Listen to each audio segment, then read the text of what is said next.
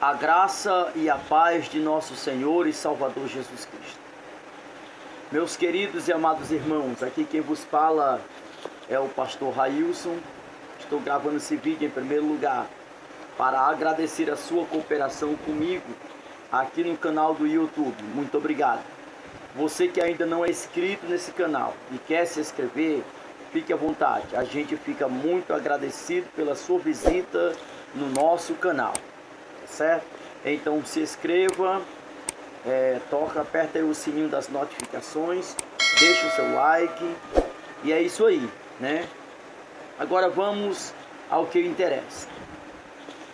Eu tenho recebido perguntas por e-mail a respeito de uma coisa que é muito viável falar em nossos dias. E a pergunta que eu recebi foi a seguinte. Vou abrir aqui o documento.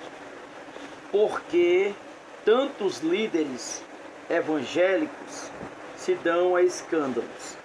Em primeiro lugar, vale salientar que a expressão tantos líderes evangélicos não é muito viável, né? Primeiro porque esse nome, esse título, tantos líderes evangélicos, não se globaliza a todos os líderes evangélicos. Então muitos dos nossos pastores e líderes são piedosos, temente a Deus e fazem o seu trabalho com árduo, com gratidão. Então é de suma importância lembrarmos que muitos dos nossos líderes ainda são muito sinceros a Deus e realizam o seu trabalho com decência, tá bom? Então eu reservei aqui 3 tópicos bastante interessante para a gente frisar a respeito disso, Por que tantos líderes evangélicos se dão a escândalos, Vamos lá. Número 1. Uma das grandes razões pelo qual muitos líderes se dão a escândalo, a razão de número 1. Eu destaco aqui 3 razões principais. A razão de número 1 é porque muitos líderes evangélicos são charlatões, são enganadores, são lobos devoradores. São pessoas que estão na igreja disfarçando um evangelho que não existe.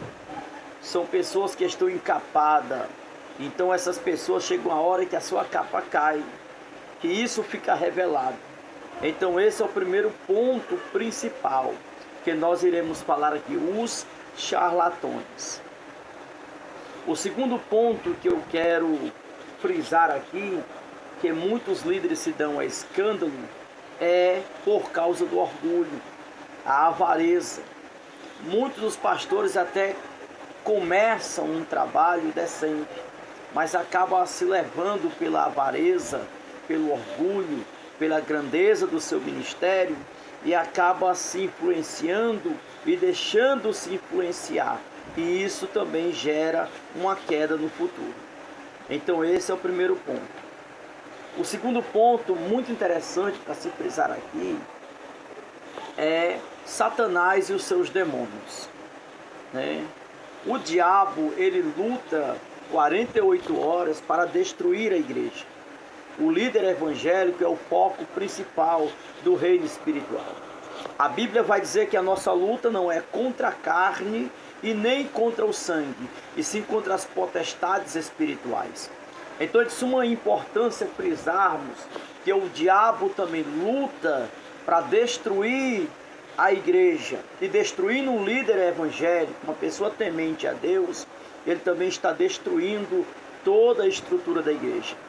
Porque se ele ferir o pastor, toda a igreja estará comprometida. Então isso é de suma importância frisarmos aqui. Então voltando aos 3 pontos interessantes. Primeiro, os charlatões, os enganadores, os roubadores, lobos disfarçados de ovelhas. Segundo ponto é o orgulho, a avareza. E o terceiro, Satanás e os seus demônios. São os 3 pontos que eu quero ressaltar.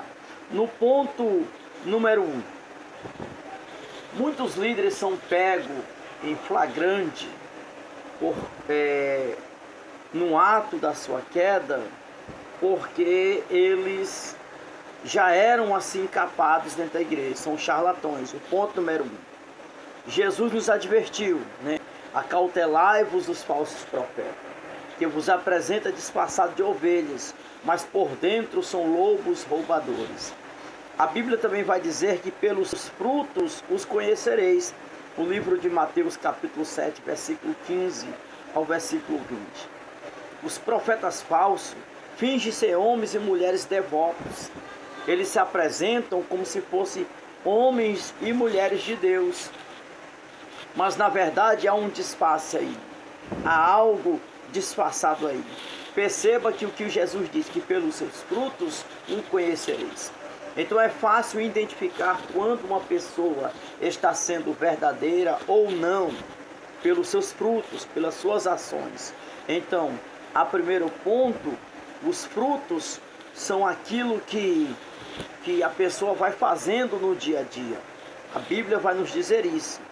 E não é de se admirar, porque a Bíblia também vai dizer que o próprio Satanás, ele finge, ele se transforma em anjos de luz. Então é um ótimo disfarce. Pensando nisso, a igreja está repleta, eu não diria repleta, eu diria que a igreja está contaminada com esse tipo de pessoa, com esse tipo de flagelo. Mas há homens de Deus, há mulheres de Deus, há pessoas que fazem a obra de Deus de modo piedoso, sincero. Então, eu quero até ressaltar aqui e dizer para você que trabalha na labuta do reino de Deus: Deus, Ele é contigo. Amém? O diabo, ele disfarça-se de anjo de luz. Então Satanás, ele tem o seu disfarce completo. Então perceba que muitas pessoas estão dentro da igreja, mas estão fingindo ser devoto, ser fiel. Uma hora ou outra essa capa vai cair. E quando essa capa cai, isso torna-se, transforma-se literalmente em um escândalo. O segundo ponto que eu frisei aqui foi o que nós chamamos de soberba. Soberbas, que são o orgulho, a avareza. Quando lemos o livro de Provérbios, no capítulo de número 16, no versículo 18, vai dizer que da soberba procede a ruína. Então, a Bíblia também vai falar em um determinado ponto que o coração do homem, sobre tudo que tu deves guardar, guarda primeiro o seu coração. O homem de Deus e a mulher de Deus que luta em favor do reino deve agir de modo piedoso internamente, servir a Deus de modo sincero em tudo enquanto ele for fazer ou que ele for realizar, ele tem que guardar primeiro o seu coração. Vemos no livro de Tiago, no capítulo 4 e no versículo 6. Deus resiste aos soberbos, mas dá graça aos humildes. Antes da maior graça, pelo que diz Deus, resiste aos soberbos, mas dá graça aos humildes. Então Deus, ele resiste àquele que é soberbo. Uma hora ou outra o soberbo, ele vai cair. Tem pessoas que começam o trabalho bem, mas se deixa se levar pela soberba. Isso vai gerando um prejuízo, uma lacuna em todo o seu ministério. Então lembre-se bem, a soberba também pode levar um homem de Deus à queda. Então, seja humilde, seja literalmente simples naquilo que você for fazer o reino de Deus. Então, quando lemos a Bíblia no livro de Oséias, no capítulo 13 e no versículo 6, nós vamos ver assim: quando tinha pasto, ele se fartava. Uma vez farto, ensoberbeceu-lhe o coração, por isso se esqueceu-se de mim. Então nós vemos aqui que quando a pessoa está completa, que tem aquilo que deseja, ela acaba se esquecendo da origem daquilo que saiu. Ela acaba se esquecendo daquilo que é a fonte que lhe forneceu aquilo que ela tem. Então Deus, ele se sentiu aqui abandonado pelo seu povo no livro de Oséias, porque quando Deus supriu toda a necessidade de Israel, agora Israel se esquece de Deus, se ensoberbece, fica soberbo o seu coração. Então há pessoas assim, que não pode estar com a sua necessidade completa, porque ela acaba se esquecendo do seu Deus, né? Esse é o segundo ponto, a soberba. O terceiro ponto de priori e de muito principal frisarmos é que o diabo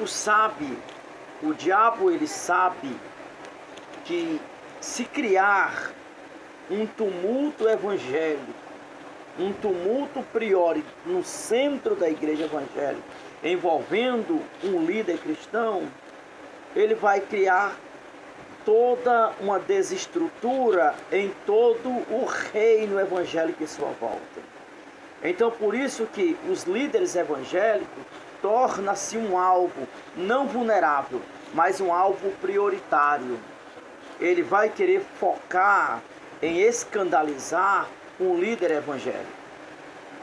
Então, é de suma importância nós lembrarmos aqui que a palavra de Deus, ela nos garante que as portas do inferno não prevaleceriam contra a igreja de Deus. Ou seja, os demônios não prevaleceriam contra a igreja do Senhor, mas isso não nos dá direito, não nos permite que ficamos dessossegados, uma vez que a Bíblia diz, em 1 Pedro, no capítulo 5, no versículo 8, sede sóbrios e vigilantes, o diabo, vosso adversário, anda em derredor, como leão ruge, procurando alguém que possa devorar. 1 Pedro capítulo 5, versículo 8. Então aí você percebe que o diabo ele anda procurando uma oportunidade. Oportunidade essa de destruir a liderança da igreja. Destruindo a liderança da igreja, ele consegue destruir boa parte psicológica, física da igreja, a estrutura da igreja. Então, vemos também o livro de Provérbios, no capítulo 18, e no versículo 1 ao 7.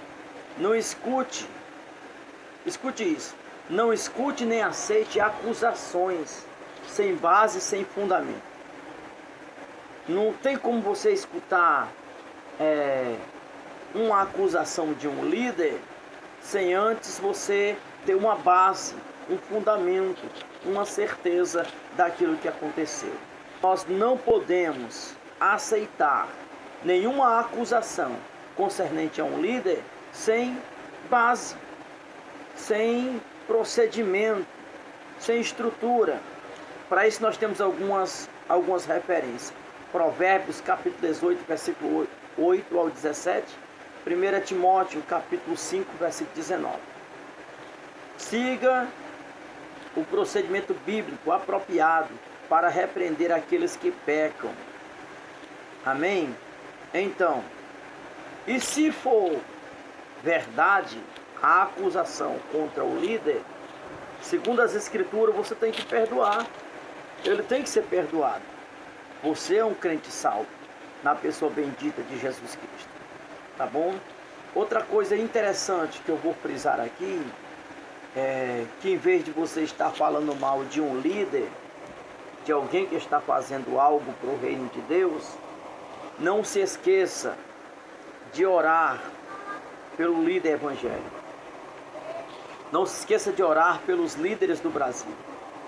Não esqueça de levantar um clamor a Deus em oração por aqueles que estão servindo ao Senhor. Não se esqueça de levantar a Deus uma oração para Deus abençoar essas vidas que fazem a obra de Deus, tá bom? Então que Deus em Cristo abençoe. Eu espero ter respondido a sua pergunta, o porquê que tantos líderes evangélicos se dão a escândalos, tá bom? Eu espero que tenha sido satisfatório Desde já eu quero agradecer, de verdade, do fundo do meu coração, a sua participação nesse canal. Você pode enviar um e-mail com a sua pergunta e nós iremos responder aqui no YouTube, tá bom? Tantas outras perguntas que eu estarei respondendo, né? Não se esqueça de inscrever-se no nosso canal para me abençoar e abençoar o meu ministério. Em nome de Jesus, tá bom? Deus abençoe a sua vida e a sua família. Fica na paz. Obrigado a todos.